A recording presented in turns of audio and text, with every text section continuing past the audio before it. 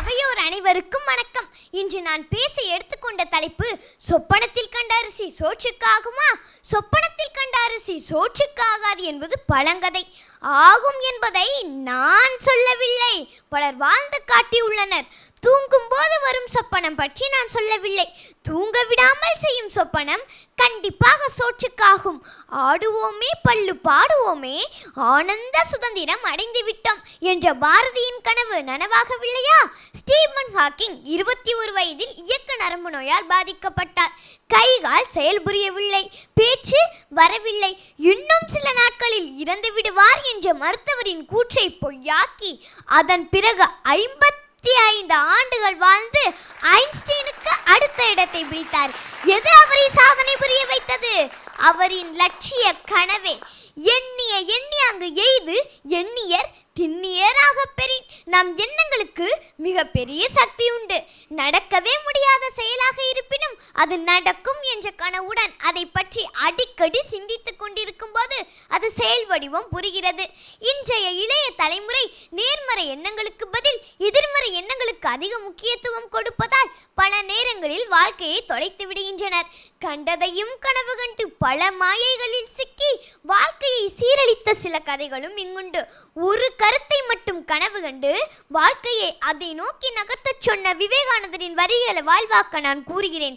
இவ்வுலகில் சகல வசதிகளுடன் நாம் மகிழ்ச்சியாக வாழ்வதன் பின்னணியில் பலரது கனவும் அவர்களது முயற்சிகளும் உள்ளது.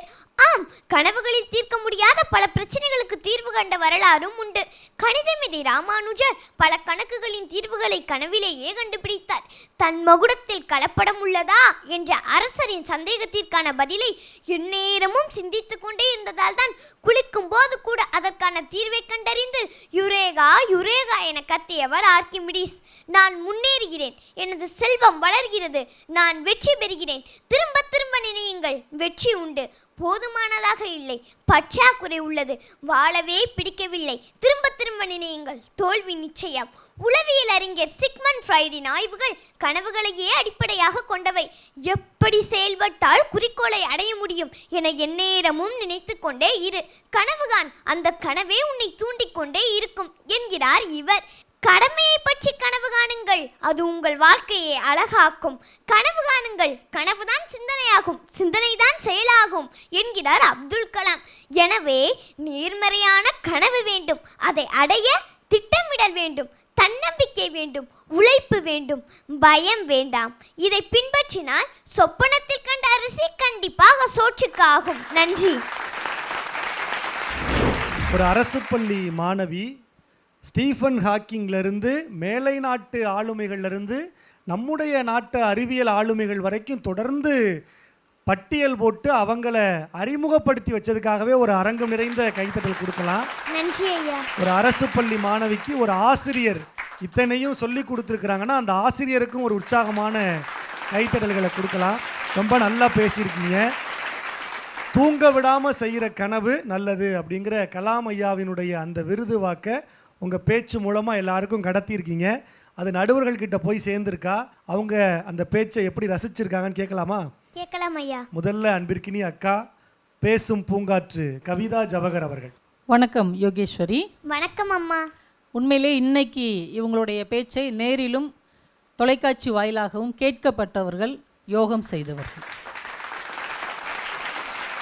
ஒரு 3 நிமிடத்துக்குள் இவ்வளவு பெரிய சொற்பொழிவை ஆற்ற முடியும் என்று நீங்கள் இன்றைக்கு இந்த இடத்தில் நிரூபித்திருக்கிறீர்கள். சங்கரா டிவி சொல்லுகிறது, நல்ல பேச்சாளர் ஒருவரை நாங்கள் கண்டுபிடித்து விட்டோம், யுரேகா யுரேகா. நன்றி அம்மா. நீங்கள் சொப்பனத்தில் கண்ட அரிசி சோறாக மட்டும் ஆகவில்லை, எங்கள் அத்துணை பேருடைய அறிவு பசியையும் தீர்த்திருக்கிறது. வாழ்த்துக்கள் மகளே. நன்றி அம்மா. அழகான வாழ்த்து செய்தியோடு அப்படியே அன்பிற்கினி அண்ணன் சொல்லின் செல்வர் மணிகண்டன் அவர்கள். கனவு காணுங்கள், அந்த கனவு உண்மையாக ஆரோக்கியமாக திட்டமிட்டு வகுத்தால் வெற்றி நிச்சயம் என்பதை இந்த மண்ணுக்கு உறக்க சொல்லியிருக்கின்றீர்கள். ஒரு உரை வீச்சு எப்படி இருக்கும் என்பதற்கு ஒரு தமிழ் வீச்சு நமக்கு பாடம் எடுத்து இருக்கிறது. ஒரு நல்ல பாராட்டு, நல்ல பாராட்டு. அதை விட எனக்கு என்ன மகிழ்ச்சின்னா, சங்கரா வாயிலா நாங்கள் வெறும் பிள்ளைங்களையும் பெற்றோர்களையும் ஊக்குவிக்கலை, அரசு பள்ளியினுடைய ஆசிரியர் தன் வேலையை ஒதுக்கி வைத்துவிட்டு உன்னை தன் பிள்ளையாக அனுப்பி வைத்தாரே, அந்த ஆசிரியருக்கு நெஞ்சார்ந்து நாங்கள் நன்றி சொல்ல கடமைப்பட்டோம்.